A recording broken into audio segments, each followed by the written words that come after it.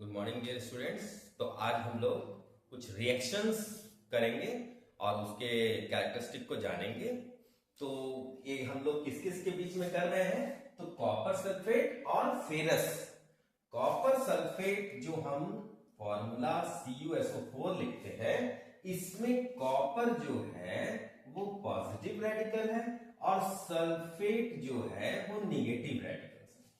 तो अब यहां पर हम इसको रिएक्शन करा रहे हैं किसके साथ, तो फेरस के साथ। फेरस मीन्स आयरन के साथ। तो जब हम इसको रिएक्शन कराएंगे तो क्या होगा, तो जब इसमें फेरस में होता है पॉजिटिव, कॉपर में भी होता है पॉजिटिव, और आप जानते हैं कि ferrous is more reactive than copper. Ferrous जो है वो ज्यादा रिएक्टिव है किससे, कॉपर से ज्यादा रिएक्टिव होता है। तो ये क्या करेगा, फेरस इसको कॉपर को यहां से डिस्प्लेस कर देगा। एंड दैट्स व्हाई जो रिएक्शन होता है इसको हम लोग डिस्प्लेसमेंट रिएक्शन भी बोलते हैं, क्योंकि ये कॉपर को क्या कर रहा है, डिस्प्लेस कर दे रहा है। और क्या बना दे रहा है, तो फेरस सल्फेट और कॉपर को अलग कर दे रहा है। अब जो कॉपर सल्फेट का जो कलर है वो होता है ब्लू। जब कॉपर सल्फेट का हम सॉल्यूशन बनाएंगे, आपको दिखेंगे, हम लोग जब रिएक्शन करेंगे तो आपको ये दिखेगा, कॉपर सल्फेट जो होगा वो किस कलर का होगा, तो ब्लू कलर का होगा। और फेरस जो है ये मेरा ग्रे कलर का होता है, बट रस्ट होने के बाद उसका कलर जो होता है वो ब्राउन हो जाता है। तो अब यहां पर ये दोनों को रिएक्शन किया जाएगा तो क्या होगा, तो फेरस सल्फेट जो होगा वो बनेगा, और फेरस सल्फेट जो बनेगा, इसका जो सॉल्यूशन बनेगा, उसका कलर जो होगा वो ग्रीन होगा। इसका कलर क्या होगा, ग्रीन होगा। और यहां पर कॉपर अलग हो जाएगा, लेकिन कॉपर अलग नहीं होगा। जो फेरस का लोहा का जो चूरा डाला जाएगा, जो लोहा का फिलिंग्स उसमें हम डालेंगे कॉपर सल्फेट के सॉल्यूशन में, इस फेरस के ऊपर में कॉपर का लेयर बैठ जाएगा, जिसके कारण ये कॉपर जैसा दिखेगा। तो चलिए हम लोग इसको रिएक्शन को करेंगे। चलिए हम एक चीज और रिएक्शन से पहले इसको हम लोग जान लेते हैं कि जब ये रिएक्शन होता है तो इलेक्ट्रॉन का ट्रांसफर कैसे होता है। तो यहां पर कॉपर जो है वो इलेक्ट्रॉन को गेन कर रहा है, तभी तो यहां पर कॉपर के पॉजिटिव से यहां पर कॉपर का क्या बन रहा है, और कॉपर का एलिमेंट यानी एटम बन जा रहा है। और फेरस जो हो रहा है वो यहां चला जा रहा है, यानी कि फेरस से इलेक्ट्रॉन लूज कर रहा है। फेरस से इलेक्ट्रॉन लूज कर रहा है, तो फेरस जो हो गया वो फेरस इज ऑक्सीडाइज्ड। फेरस क्या हो रहा है, तो ऑक्सीडाइज्ड हो रहा है। Ferrous is oxidised. और जो मेरा कॉपर सल्फेट में जो कॉपर था इज रिड्यूस्ड। कॉपर क्या हो रहा है, तो रिड्यूस्ड हो रहा है।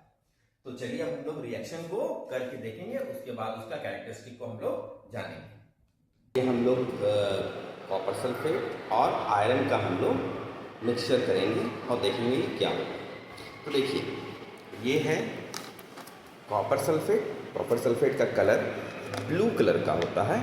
तो इसमें हम स्पैचुला के हेल्प से थोड़ा सा हम कॉपर सल्फेट हम इसमें डालते हैं।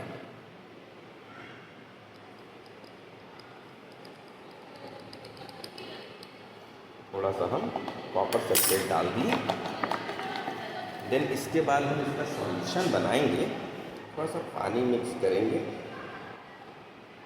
और इसको हम स्टिर करेंगे, जिससे कि इसका सॉल्यूशन तैयार हो सके। तो आप देख रहे हैं कॉपर सल्फेट का कलर तो ब्लू है कि नहीं। तो अगर इसको हम मिक्स करते हैं तो ये जो मिक्स होने के बाद इसका कलर कैसा बना, ये आपको दिख रहा होगा। ये ब्लू कलर का आपको सॉल्यूशन एक तैयार हो गया। एक ब्लू कलर का सॉल्यूशन जो है वो तैयार हो गया। तो इस सॉल्यूशन में कॉपर सल्फेट है, जिसको मैंने वाटर के साथ मिक्स किया। अब हम क्या करेंगे, क्योंकि हमको डिस्प्लेसमेंट रिएक्शन को देखना है, तो हम देखेंगे कि फेरस यानी लोहा यानी आयरन के सॉल्यूशन में हम इस तरीके से डालते हैं। ये जो आयरन था, ये देखिए आयरन था। आयरन को हम लोग फेरस सल्फेट के सॉल्यूशन में डालते हैं। तो ये जो मेरा कलर था, ये जो मेरा ब्लू कलर का जो सॉल्यूशन था, ये धीरे धीरे धीरे धीरे जो है वो बदल जाएगा इसमें, तो ग्रीन कलर में। अब आप लोग देखिएगा कि थोड़ा थोड़ा ये ग्रीन कलर में बदल रहा है, इसमें देख सकते हैं।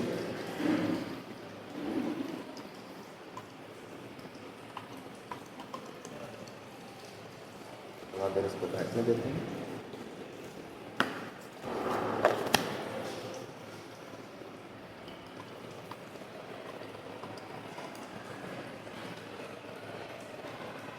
थोड़ा देर बैठने देते हैं, उसके बाद हम देखेंगे कि ये ग्रीन कलर में चेंज हो जाएगा।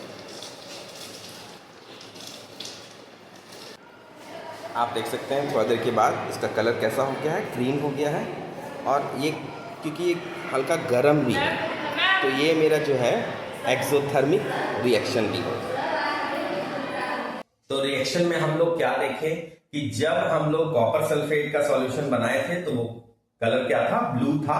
और जब इसमें फेरस मिला दिया गया था और कुछ देर के बाद यानी रिएक्शन करने के बाद उसका सॉल्यूशन ग्रीन हो गया था। ये क्यों हो गया था? तो कॉपर सल्फेट से जो सॉल्यूशन था वो फेरस सल्फेट में कन्वर्ट हो गया था। ऐसा क्यों हुआ था?